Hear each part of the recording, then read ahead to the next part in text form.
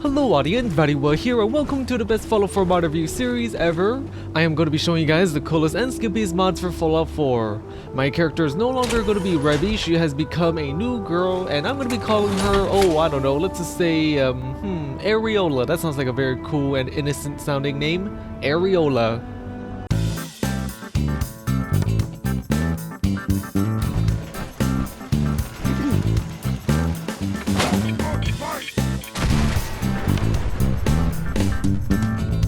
Areola is a preset from a mod called My 4 Characters 1001-4 Looksmenu preset by Virtutes, and you can make your character into these very pretty and beautiful ladies. We have a selection of 11 presets to choose from. The first couple of presets do have a East Asian look to them. They kind of look like a cute Chinese, Korean, or Japanese girl.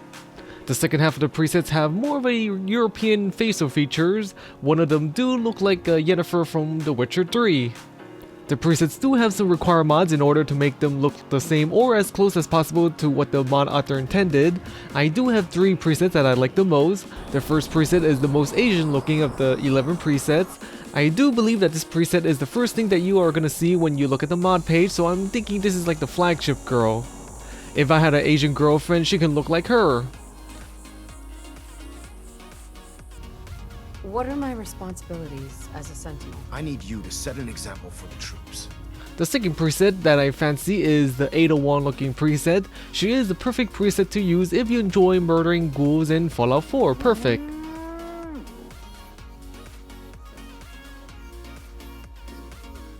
Weird stuff? Weirder than two-headed cow meat? Yeah, princess. Not looking to buy right now.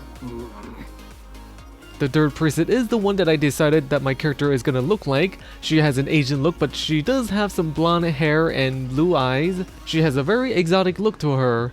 If her skin was a little bit more tan, she might look like one of those Japanese Ganguro girls.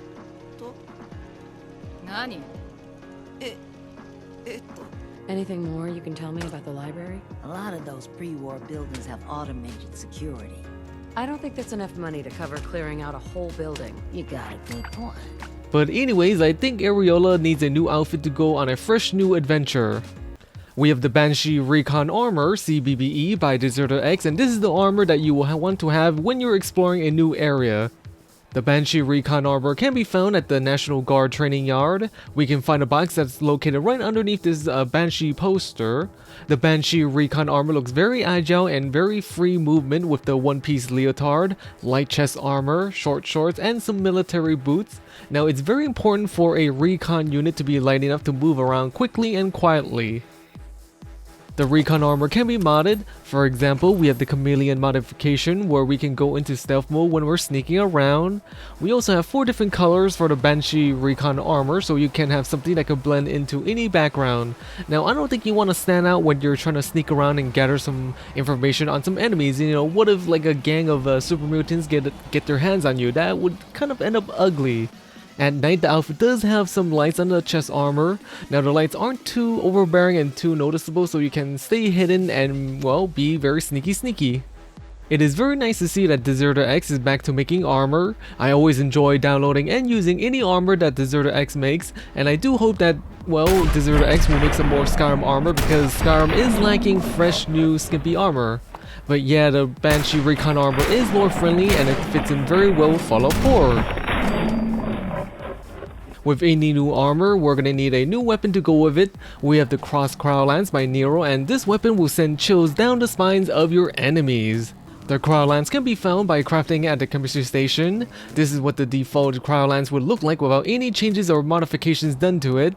It is a very incredible weapon with a rotating center and pulsating energy, which kind of gives it some life and excitement, especially when the weapon is being charged.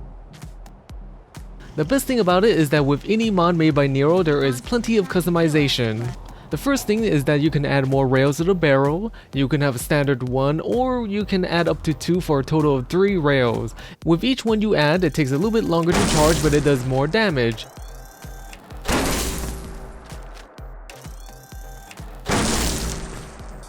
We can have about 13 different colors and themes, and it kind of reminds me of the Plaz Rail, which is another one of Niero's weapons mod, which I do enjoy reviewing, and that was quite a while ago actually. Quite a while indeed. I do enjoy still using it. It is a pretty big gun, so it's not exactly a stealthy weapon to use with the Recon Armor, but it still looks pretty damn cool, and you know, I think I would overlook it. For me, I do prefer the Voltec coloration just because of the blue and yellow color. They kind of go very well together, and it is Voltec after all, so it is lore friendly.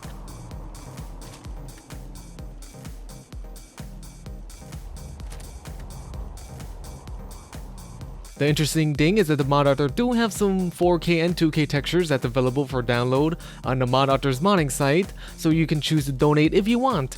Now for me, I did donate it just to show my appreciation for all the skimpy mods that Niero has done for us, like the cross swimsuit, cross charred vote suit, the healthcare division synth uniform, and a plethora of other outfits. So the link for his modding website can be found in the video description below. You should definitely get the 4K textures, which is what I'm going to be using from now on. Here are some before and after footage of the Cryolancer. The 4K textures do add in some more details and patterns around the front of the gun, like around the rails, and the cables of the weapon also have some kind of a protective weaving on it. It shows up on the 4K textures, and it's very well worth the effort to get the 4K textures. The Cryolance is kind of like a rail gun. It takes like a second or two to charge up, and the weapon kind of fires a icicle type of a projectile, and when it hits a target it kind of slows them down and freezes them.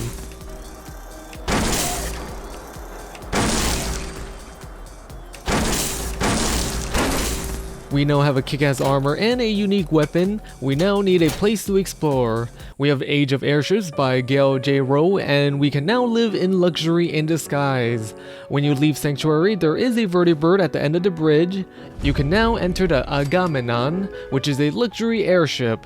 We are in the main room of the ship, and the airship is kind of based on the Titanic, and I do feel like I'm a wealthy girl that is living the high life in the early 1900s, or I think the Titanic sank sometime in 1912 or something like that, right guys? I'm not quite sure, but yeah, you know, it feels very old school indeed.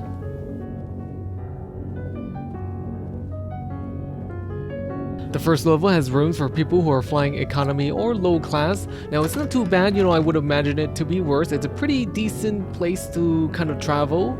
The second level has rooms for the first class and VIP people. The cabins are a bit more spacious, and they look a little bit more luxurious. And then back in the main room, we have a diner that's decorated with plenty of flowers, so it's kind of a good place to have like a Sunday brunch.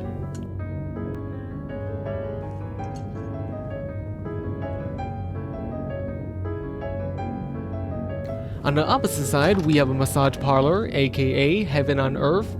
Can you direct me to Heaven on Earth massage parlor, please? At the very front of the ship, we have the main ballroom, and this is kind of the biggest room in the airship, and after lunch we can maybe come here and have a dance or socialize with your other passengers.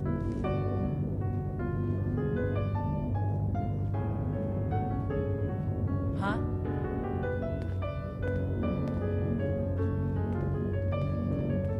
When we go back to the main room, we have these miniature airships, these little models, and this one right here would take us to the Graf Zeppelin. This airship is a little bit smaller, but it has my favorite room. I don't mind spending my entire day relaxing here.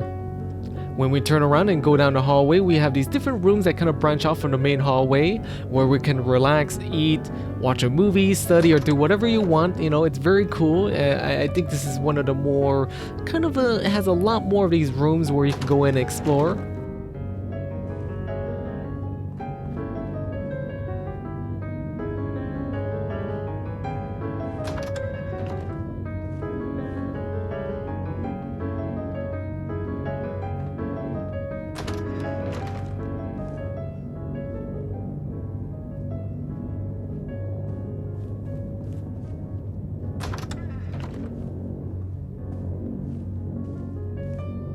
Every airship has these miniature models that you can use to go to another airship.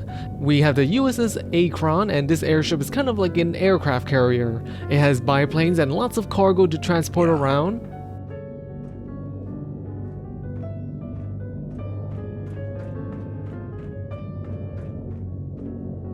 Huh? Hey there. Yeah? Another airship is the R100. This is a smaller airship, and it looks a little bit more compact and rustic, and it does have a brighter interior compared to the 5 or other airship that's available for you to explore. When we go back to the Agamemnon, we also have some missions and quests that we can do. Over here, we can get thrown into the middle of a battle between two Russian factions that are fighting. The reward is some gold.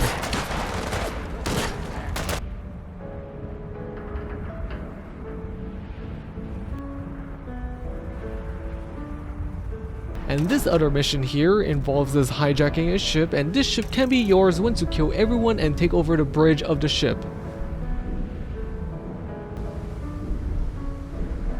The USS Caldera is a player home that is a warship. The interior of the ship has weapons and ammo everywhere. Now it would be pretty cool if we could fire the weapons that are on a ship, you know, kind of like a battleship. Yeah. There is another mission, and this one involves assassinating the consigliere of the Mafia before he escapes to Europe. You know, hopefully it's not Tom Hagen from The Godfather. The Age of Airship mod has plenty of other features and other airships for you to visit. I would highly recommend that you download and explore the mod yourself, because I did enjoy looking over the mod and exploring it and finding out what I could show you guys. But yeah, you know, there's a lot of stuff for this mod, and I do again recommend that you download and give it a endorsement.